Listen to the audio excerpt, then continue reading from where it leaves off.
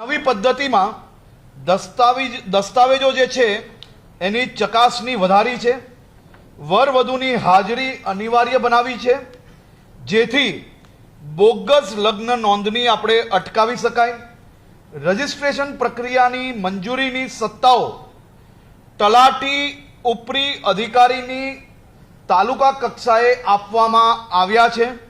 ગ્રામ્ય કક્ષાએ રહેતા અરજદારને તાલુકા કક્ષાએ જવાની તો બી આવશ્યકતા નહીં પડે। આપણે નિયમો કડક કર્યા, પરંતુ લોકો હેરાન ના થાય। જે લોકો જનરલ એટલે કે